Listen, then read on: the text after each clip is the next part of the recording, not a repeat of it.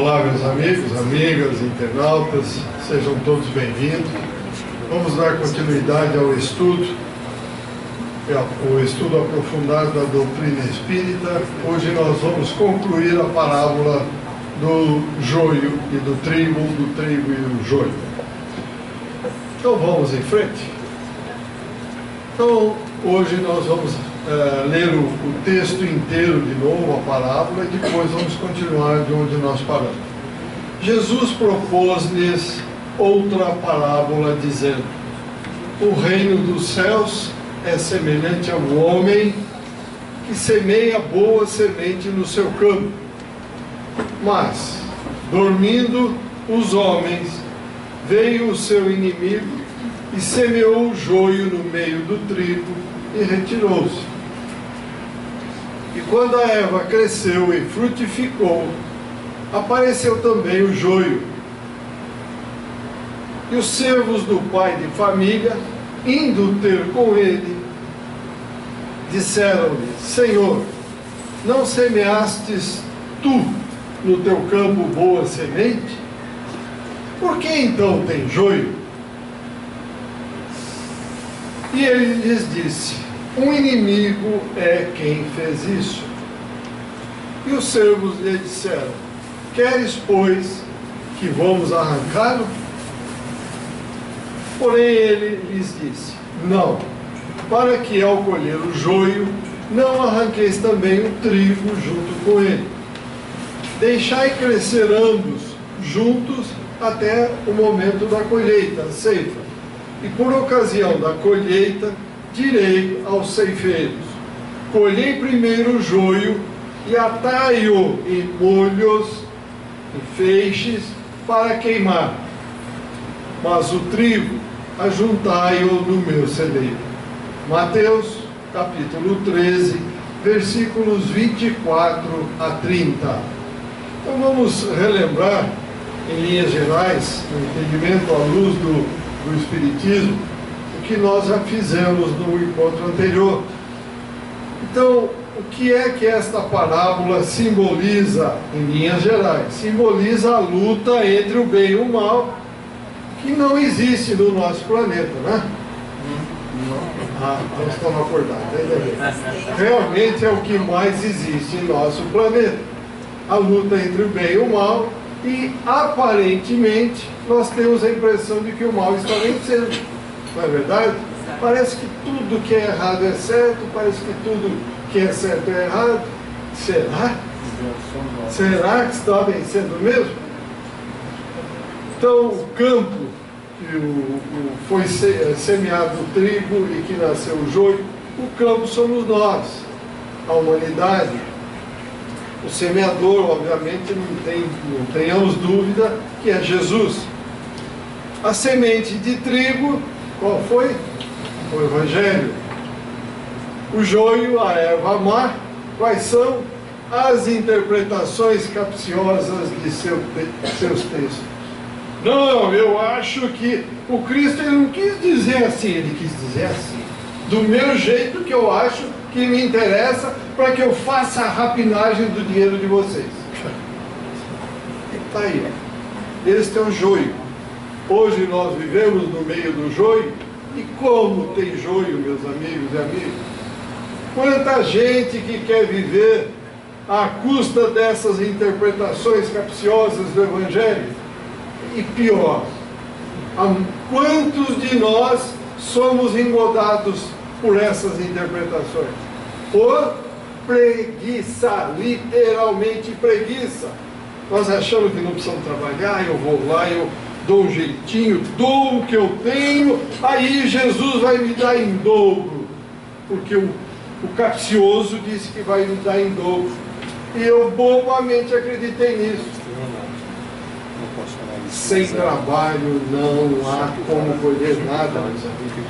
Sem trabalho não fiquemos imaginando que vai cair do céu a nossa solução. Vai cair intuição e inspiração, para que com o trabalho, a força, nós consigamos resolver as nossas dificuldades. Então veja aí o joio onde é que está. pior é que nós damos guarida a esse joio. Mas só uma coisinha, desculpa te interromper. Só que nós também temos que ver esta faca de dois gumes pelo seguinte: eu pego e entrego, mas com que intenção? De não precisar fazer nada e cair do céu. Já está quitado. É mais ou menos isso, não devo mais nada, né? E vou ganhar em dobro, sem esforço. Também tem essa história, né? O corrupto e o corruptor. Já está satisfeito, não vai receber absolutamente nada. Agora, quem são os inimigos? Aqueles que as têm lançado de permeio com a lídima doutrina cristã. É o que eu acabei de dizer. Isso está cheio de semeadores, mas cheio de semeadores do joio. Então agora nós vamos continuar de onde nós realmente interrompemos no último encontro. Então vamos a esse trecho aqui, ó.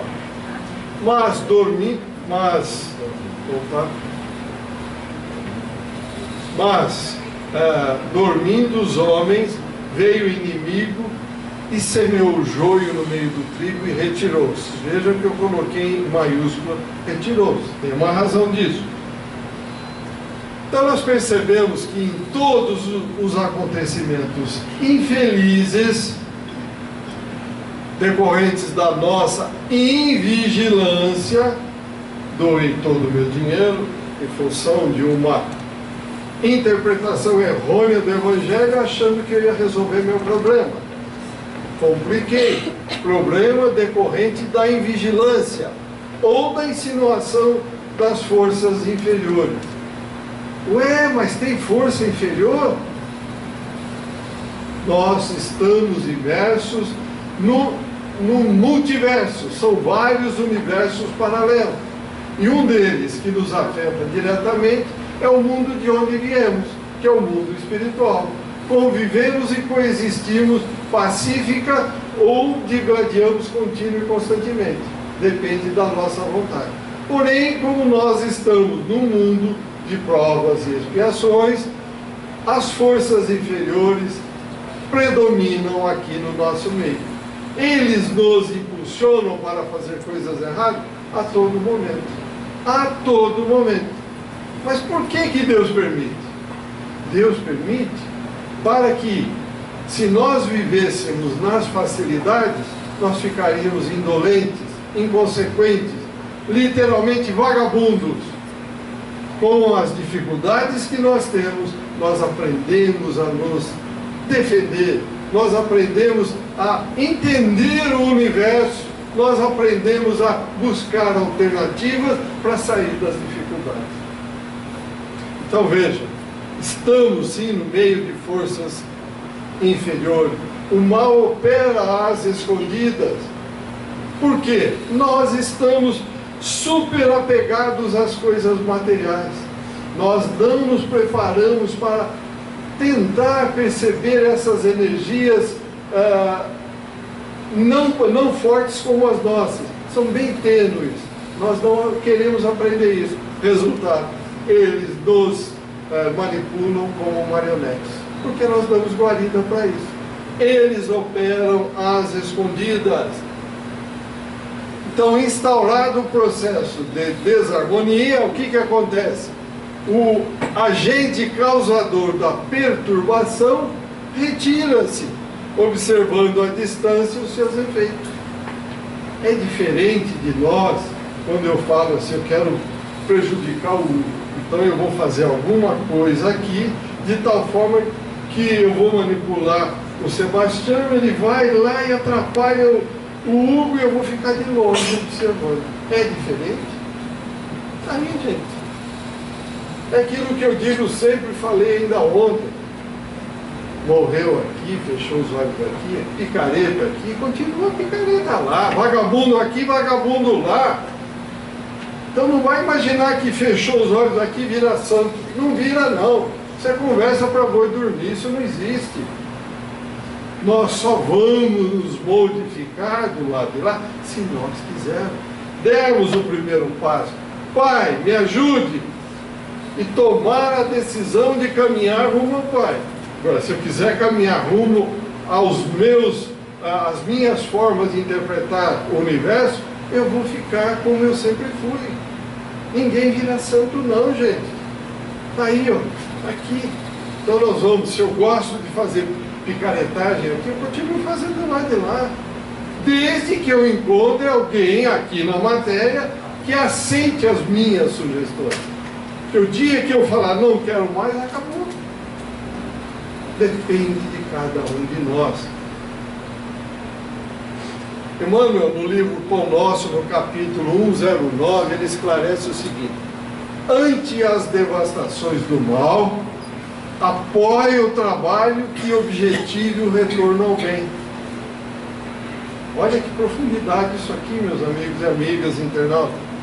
Ante as devastações do mal, apoie o trabalho que objetive o retorno ao bem. Ah, não diz nada comigo, que se dane, deixa para lá.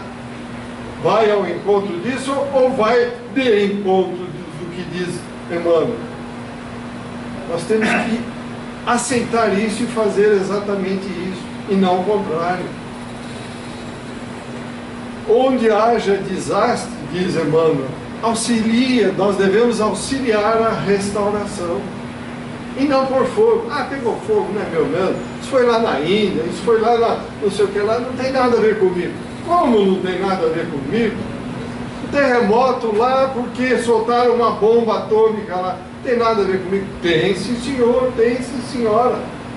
Nós estamos no mesmo barco. Se eu fizer um furo no casco do barco, nós todos vamos sossobrar. Então tem muito a ver conosco. Tudo que ocorre no planeta Terra tem ligação e tem nossa responsabilidade.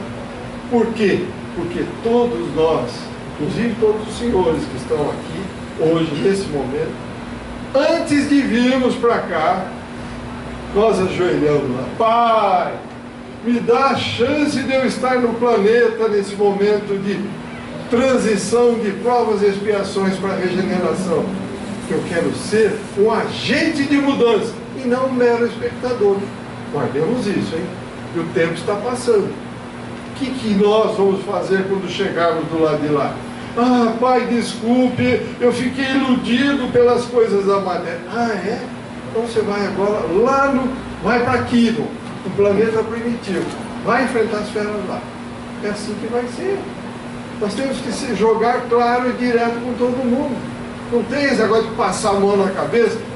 A espiritualidade já está cansada de fazer isso conosco. Nós estamos aqui, meus amigos e amigas, cerca de 10 mil reencarnações. Continuando, Emmanuel.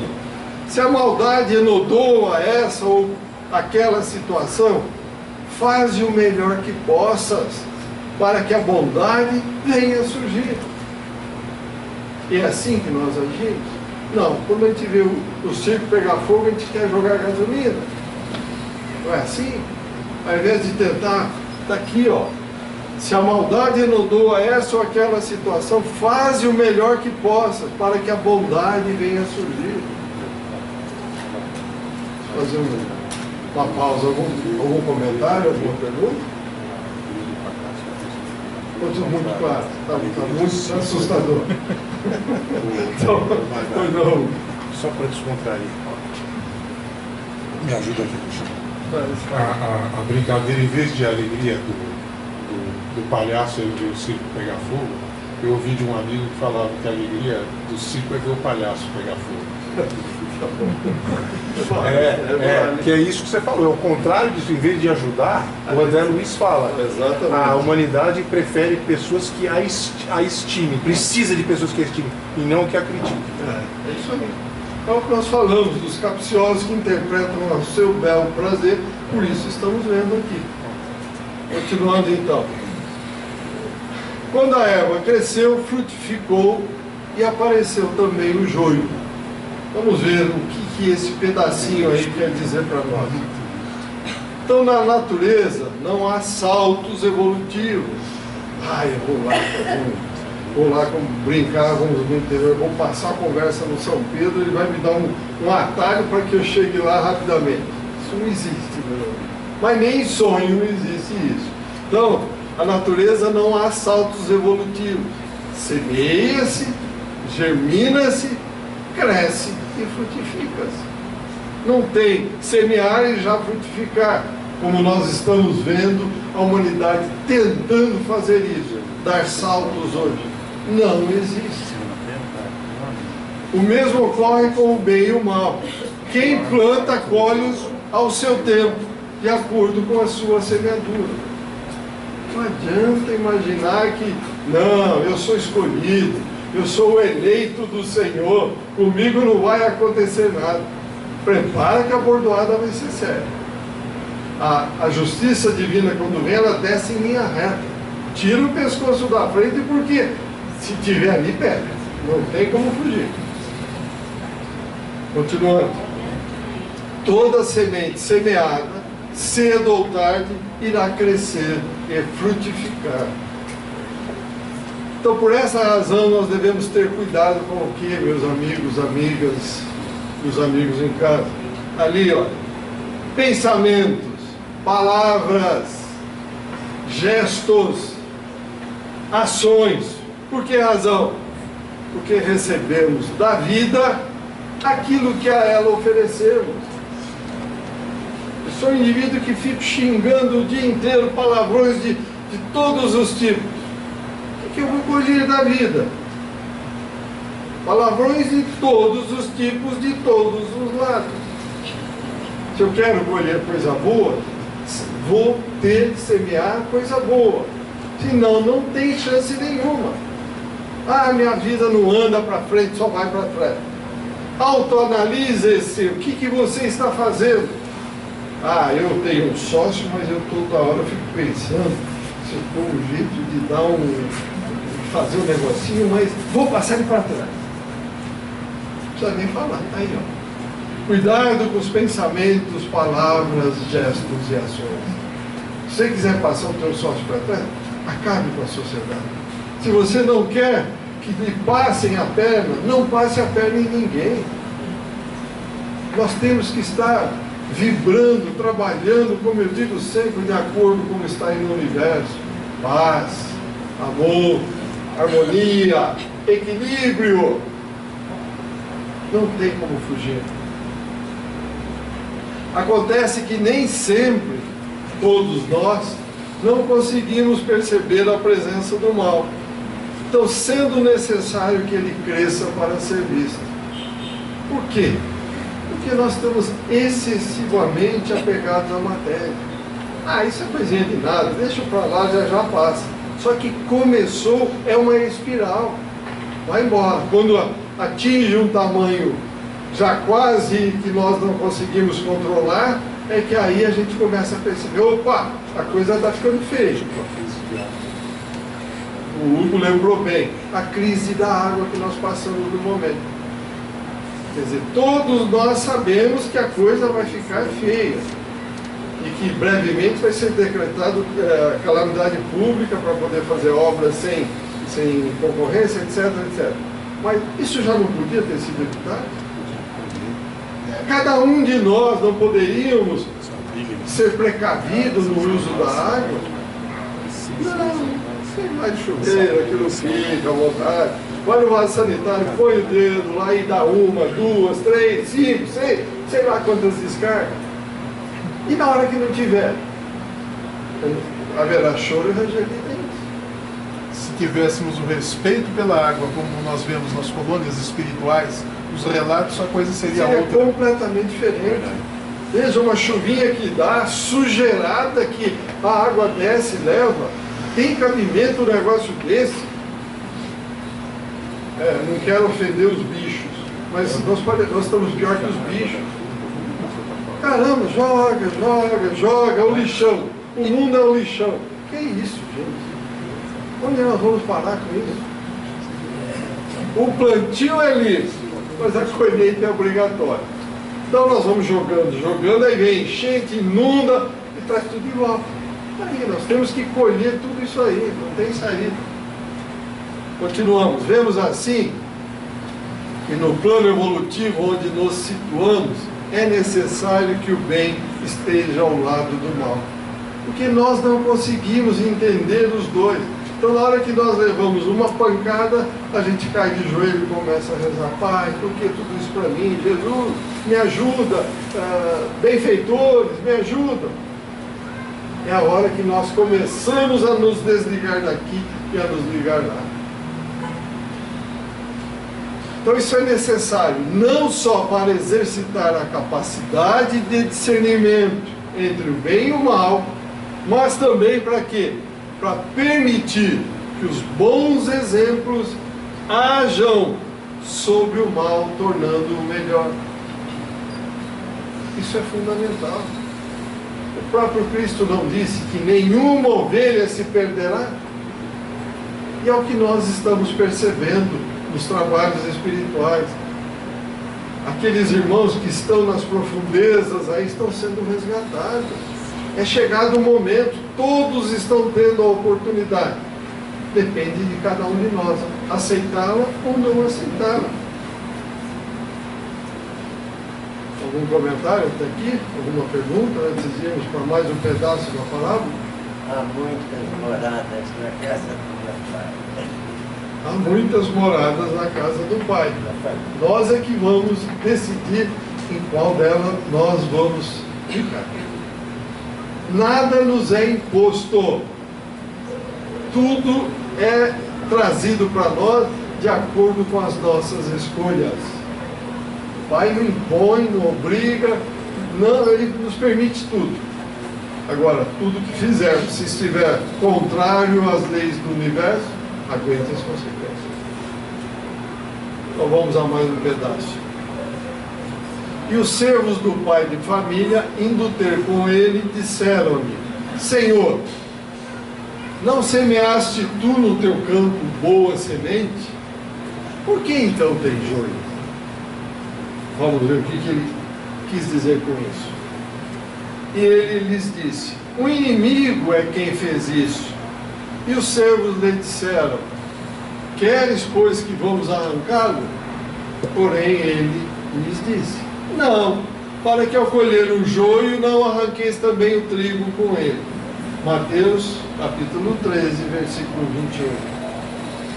Bom, qual foi a orientação que o Senhor deu aos servos surpreendidos com o joio no meio do trigo? Qual foi a orientação? O dono da terra deu. Vamos lá? Foi sábia: não arranquem o joio, porque se eu arrancar o joio, o trigo vem junto. Vamos aguardar para ver, deixa o bem e o mal crescer junto, vamos ver quem é que vai vencer. Então a análise desse trecho diz o seguinte: quem são os servos? Quem são os servos? Os trabalhadores. Os trabalhadores da seara divina. Vejam a nossa responsabilidade. Nós a todo momento estamos dizendo: eu sou espírita cristão, trabalhador da seara. Está em nossas costas. Quem é o pai de família? Eu não vou falar que é Deus, o Supremo Criador. Então Jesus, o semeador da boa semente, utilizou os servos como instrumentos nas múltiplas expressões existentes em sua seara bendita. Continuamos. Então Jesus utilizou de uma forma muito ampla. Então nós podemos entender que os servos são as mãos que trabalham na seara, são as mãos operantes ou inteligência sublimada, subordinadas aos ditames da lei do amor. Vocês percebem a diferença?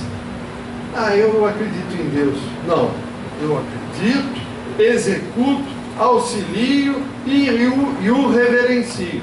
Olha a diferença, é muito grande.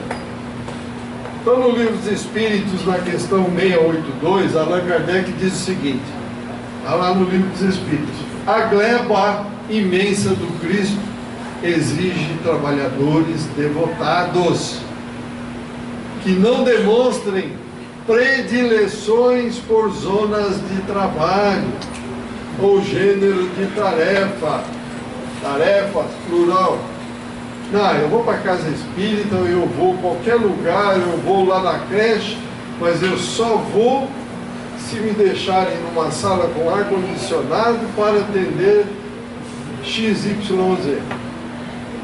Está aí, ó. Devotados que não demonstrem predileções. Quando o trabalhador está pronto, o trabalho aparece. Não é isso que o Cristo diz? Então não adianta nós acharmos que estamos prontos. Naturalmente o trabalho vai aparecer, desde que nós aceitemos o Cristo. Ah, mas se eu for lá pelo menos uma vez, eu vou, olho, vejo, tal, fico 10 minutos, 1 hora, meia hora, já não está bom? Está bom para quê? Fica em casa que é melhor. Ou vai com uma vontade firme e sincera de ajudar, para realmente ser um agente de mudança, e não um mero espectador, não adianta ir. Isso eu falei creche, mas em qualquer serviço de doação, serviço em que precisa-se de mão de obra, pode ser da igreja católica, na igreja evangélica, qualquer lugar, numa creche, num asilo, num orfanato, qualquer lugar.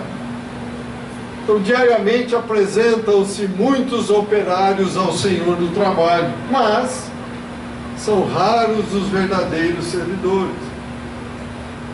Vamos ver na nossa casa espírita mesmo, no nosso grupo especificamente, cada um dos grupos que tem na casa. Quantas pessoas chegam? Não, eu venho, eu vou ficar, tal. Fica uma semana, 1 mês, 1 ano, desaparece. A maioria dos tarefeiros que se candidatam à tarefa do mestre não passam do cultivo de certas flores e recuam frente aos pântanos desprezados. Ou seja, na hora que vem um serviço pesado, cai fora. Não, isso não é para mim, isso é para o Hugo, isso é para a Isabel, sei lá, e assim vai. Sempre vamos ter uma desculpa. Temem eles então os sítios desertos ou se espantam frente à magnitude do serviço. Ah, é que eu achei que eu ia lá, ia só bater um papinho com alguém e tal. Não, gente, é arregaçar as mangas e pôr a mão na massa mesmo. Tem que trabalhar. Vai, Edivaldo, você que passou quantos anos, por exemplo, lá no Largo do Alvorecer? Quer dizer, é arregaçar as mangas e trabalhar mesmo. Trabalhar, gente. Não tem.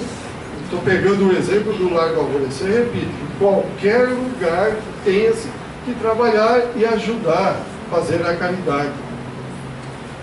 Fugindo das regiões infecciosas, recolhendo-se em longas e ruinosas vacilações.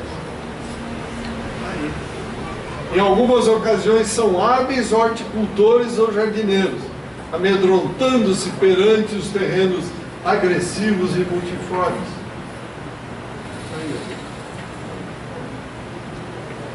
Algum comentário, alguma pergunta? Vamos lá, gente.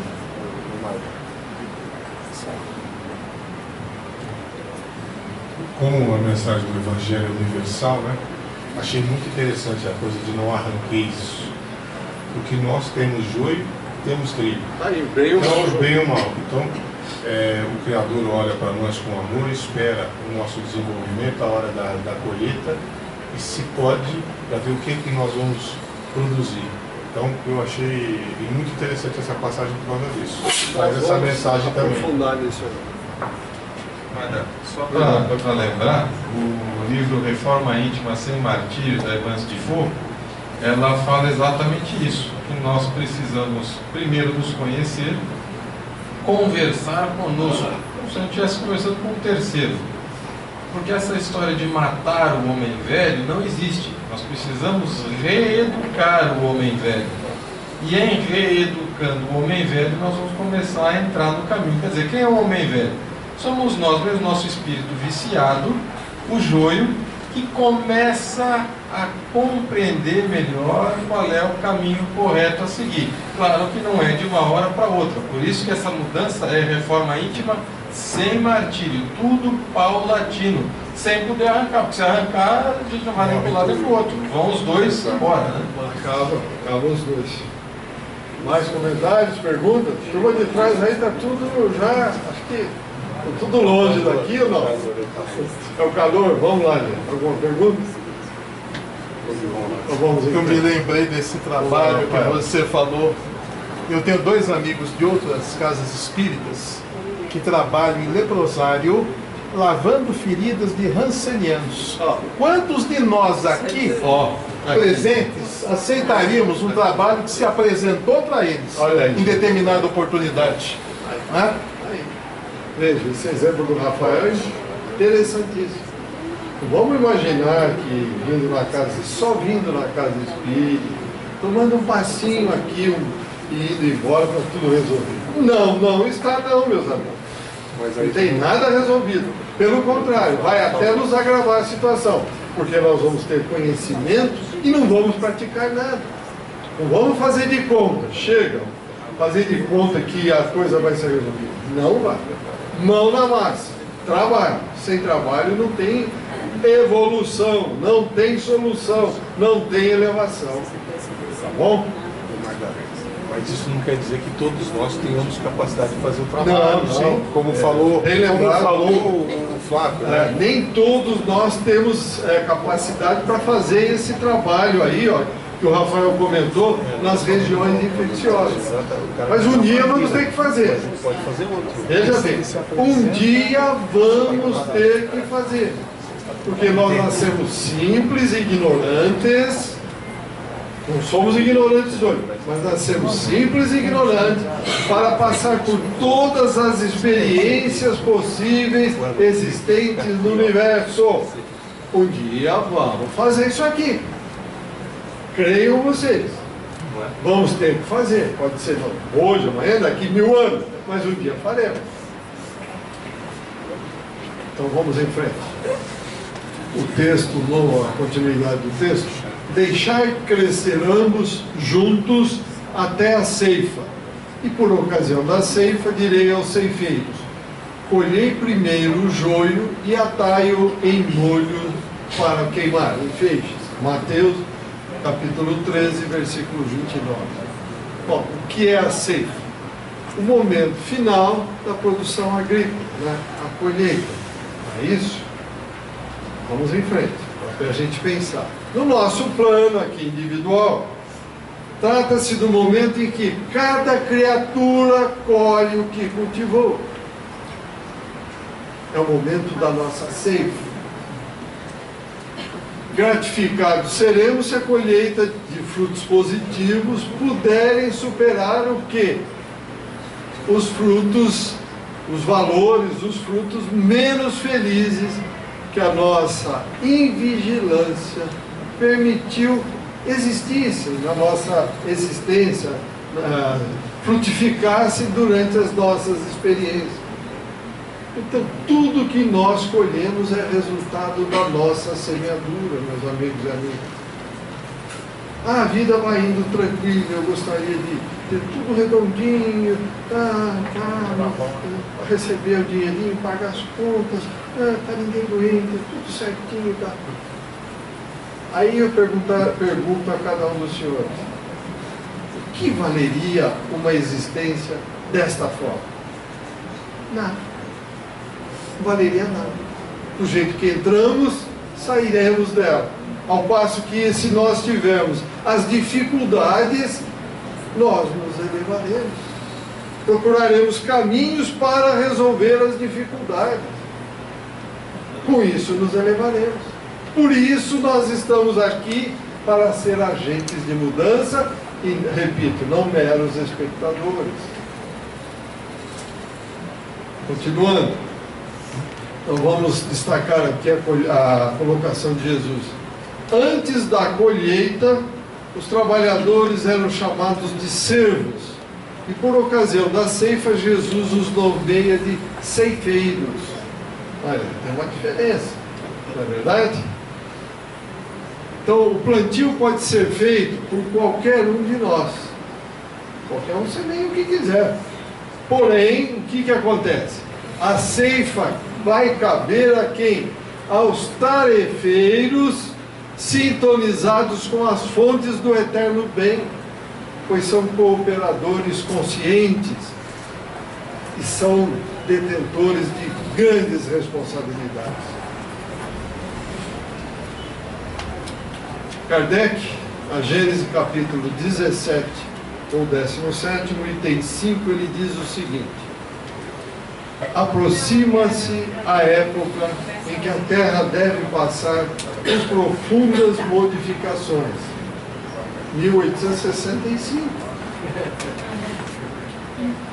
Mas veja, quando ele falou aproxima-se a época, quem leu isso na época já pensou, o ano que vem já deve estar tudo liquidado.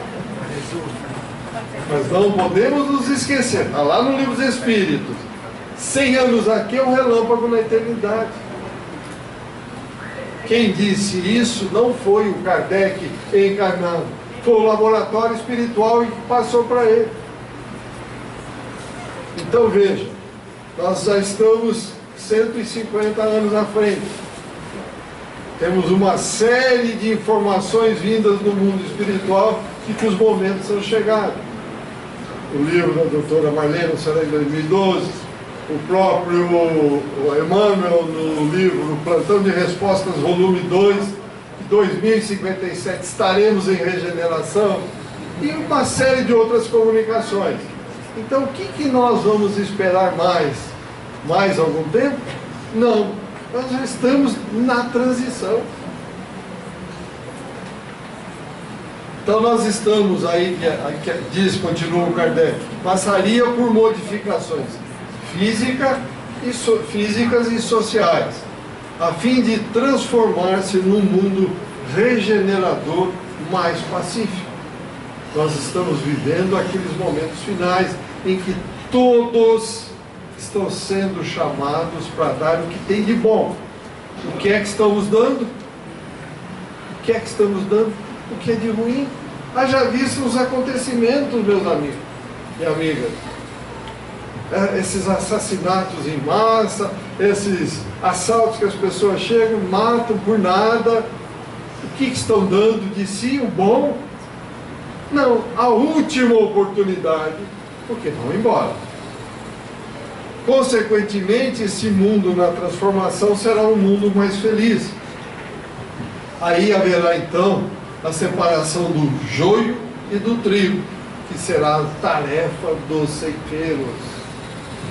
Esse momento vai ser a separação do joio e do trigo. Aqueles que não vão permanecer, o joio vai embora, o trigo permanece. Então, a tal ponto que nós já sabemos que 2/3 da população encarnada e desencarnada cai fora. Vai ficar 1/3 da população. Então imagine o trabalho dos tarefeiros, dos ceifeiros, encarnados e desencarnados. Trabalho muito grande. Então, como percebemos na parábola, Jesus deixou bem definido o programa a ser executado pelos ceifeiros na ocasião propícia, que é essa que nós estamos falando, está chegando. E a inevitável hora da colheita do joio, quando haverá lágrimas, dores, amarguras, decepções, desilusões, conturbações, grande grita, grande choro, meus bens terrestres, meu dinheiro, e agora não sei o quê. Não tem o sei o quê, não vai levar nada. Simplesmente desaparece. Outros porão a mão. É a lei de causa e efeito, agindo de forma inderrogável, que encaminhará o joio para novas experiências, mais complicadas em mundos primitivos, como foi a Terra há milhões de anos atrás. Não foi assim que aconteceu quando viemos de Capela? Deixamos tudo para trás. Alguém se lembra? Agora, fisicamente, não, mas na hora que dorme, ou quando retornarmos ao mundo espiritual, teremos condição de saber. E o que trouxemos de lá? Na mala de retorno, como eu digo sempre, o que pusemos nela? Coisas boas, ações que realmente iriam revigorar o espírito, ou, ao contrário, ações que iriam nos levar às regiões profundas do planeta. É o funcionamento da engrenagem natural de quitação dos débitos adquiridos. Imaginemos, meus amigos e amigas, se não tivesse ação e reação, o que seria do mundo? Hoje existe, a maioria sabe disso, e age da forma como nós estamos vendo. E se não tivesse? Seria algo indescritível em termos de coisas horrorosas. Não é verdade? Continuando. Então, o que simboliza o joio será reunido em feixes para ser queimado? Simboliza o momento da real aferição do aprendizado desenvolvido pelo Espírito. Acabei de dizer, todos estão sendo chamados para dar o que tem de bom, aquilo que aprendeu nessas quase 10 mil reencarnações. E o que é que estamos dando? Aí. Vai haver choro e ranger de dente neste momento. A oportunidade está sendo dada. Aí nós vamos lá para o mundo primitivo, e aí vamos realmente, a coisa vai ficar feia. Então as dificuldades não vêm isoladas, mas formam um conjunto de apreensões e desafios que cabe a cada um de nós superar. Alguém vive aqui hoje, só nessa sala, não vamos falar humanidade, vive sem nenhum problema, vida super tranquila, 100% redondinha? Não, impossível. A Terra não tem condição disso. São momentos que nós vivemos, entre aspas, felizes. Aproveitemos esses momentos. Porque daqui a pouco pode ser que, ao sair daí, fechamos os olhos e acabou. Como acabou a vida anterior, a outra até, nem sei falar o número, 10 mil vezes. Perceberam?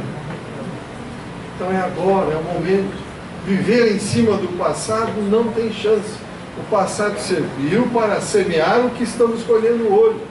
E vamos semear hoje para colher amanhã. Vale-se reflexões das coisas erradas que fizemos para não repeti-las agora e nem no futuro. O livro Vinha de Luz, vem Emmanuel de novo e me dá um puxão de orelha. Muitas plantas espinhosas ou estéreis são modificadas em sua natureza essencial pelos filtros amorosos do administrador da seara, que usa afeições novas, situações diferentes, estímulos inesperados ou responsabilidades externas que falam ao coração. Entretanto, depois do tempo de expectativa e observação, se chega à época da ceifa, da colheita. Faz-se então a necessária eliminação do joio em molhos, em feixes. E ele diz o seguinte, trazendo aos humanos: eis que aparecendo o tempo justo de cada pessoa e de cada coletividade, e os processos transformadores de Jesus foram recebidos em vão. Nesse período ninguém aproveitou absolutamente nada, então exige-se a extinção do joio. Emmanuel, vinha de luz. Nesse instante vemos a individualidade ou o povo a se agitarem através de aflições e hecatombes diversas, em gritos de alarme e socorro, como se estivessem nas sombras de naufrágio inexorável. Emmanuel disse isso. Aí. Alguma pergunta antes de irmos um pouco mais avante, aí para a última parte? A história nos demonstra muito, né, a extinção de civilizações, inclusive avançadíssimas, né? É verdade. Com fome, com doenças, né? Com secas, com o Antigo Egito, né? Veja, o Rafael está lembrando bem, nós temos que nos ater àqueles que nos antecederam. Isso chama história. Não é história, não, historinha, é a história com H, faz parte da nossa evolução aqui na Terra. É interessante que de vez em quando a gente dê uma olhadinha nessas coisas, para ver que nós não estamos avançando. Estamos repetindo coisas de 1000, 2000, 3000, 4000 anos atrás.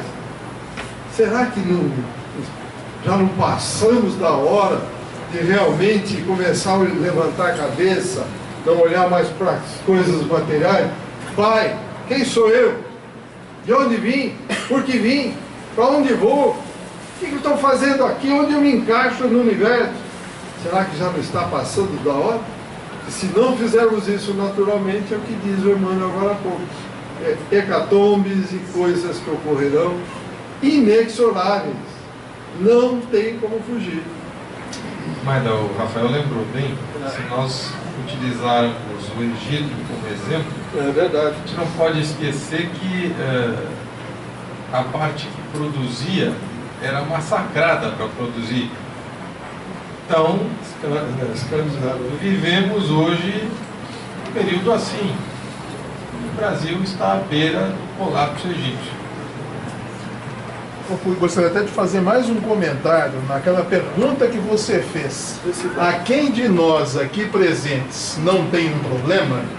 A gente poderia até dizer o seguinte: até aquele que se isola do mundo, num monastério, num convento, quando ele entra no seu autoconhecimento, naquelas reflexões de consciência, aí que a coisa aflora, e às vezes é pior do que aquele que está inserido numa sociedade como a nossa, né?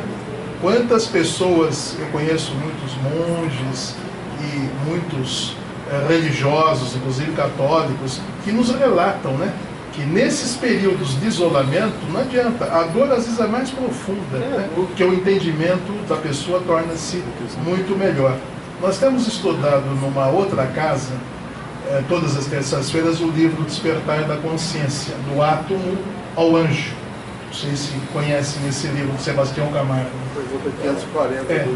É um livro excepcional, porque ele torna-se até meio maçante para algumas pessoas, mesmo espíritas, já que há alguns anos fazem vários estudos de livros, porque ele repete muitas coisas, mas vai criando dentro da gente, né, uma reflexão constante.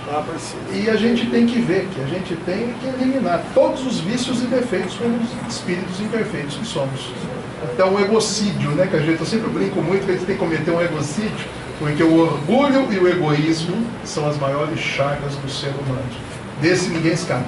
Nós precisamos lembrar também de uma coisa: apesar de todos nós, é o que nós falamos hoje no primeiro tempo, apesar de todos nós termos problemas, se nós observarmos bem, por pior que ele seja, o nosso vizinho tem um pior que o nosso. Então nós não temos problemas. É verdade. Tudo bem, é massacrante, é difícil, cada família tem um problema seríssimo. Só que se nós observarmos o entorno, nós vamos verificar que os nossos problemas, apesar de gravíssimos, nós já aprendemos a conviver com ele. Já com fé em Deus estamos tentando demovê-lo na nossa vida, ou aceitando caso não se consiga, e aí a gente tem que pedir socorro para o Eclesiastes. Se eu for vergastado 6 vezes, com fé em Deus, a 7ª não me ferirá. Porque eu tenho fé, então aconteça o que acontecer. É o problema do joio aqui. No momento em que nós entendermos e compreendermos que não é o outro o joio, mas eu mesmo, eu consigo ir crescendo com isso e no momento certo eu arranco. Bem, meus amigos, vamos ao último pedaço da parábola. Mas o trigo, disse o dono da terra, ajuntai-o no meu celeiro. Esse ensinamento mostra que no celeiro divino só há espaço para o bem. O mal não entra lá. O joio não cabe nesse celeiro. Então o evangelho do reino, representado aí nesta parábola, não tem dúvida que é pelo trigo. Então, se nós realmente quisermos um dia estar no celeiro do Pai, imediatamente vamos baixar o nosso orgulho, o nosso egoísmo, o nosso alter ego e falar o seguinte: Pai, deixa eu entender bem o que Jesus veio fazer, esse Espírito iluminado, que se dignou um dia a sair do mais alto da espiritualidade, veio até aqui e nos ensinou o caminho. E eu estou achando que isso é brincadeira. Então deixa eu ver se agora, a partir de agora, eu consigo me aprofundar nisso. Ainda dá tempo. Vamos lá que dá tempo. Se praticarmos o bem, estaremos expandindo o que existe de divino em cada um de nós. E, em consequência, o que vai acontecer? Vamos chegar na felicidade plena, isso não tenha dúvida. É importantíssimo que jamais percamos a confiança, jamais deixemos de confiar em Deus. Jamais. Porque sem Ele, nós não somos nada, não existimos, zero. Tendo fé nas suas promessas e que jamais duvidemos da sua proteção, sobretudo nos momentos de sofrimento, que é exatamente os momentos em que se faz o que? Necessário para separarmos o joio do trigo, com uma finalidade. Qual é? O joio será atado em feixes para serem queimados, eliminados.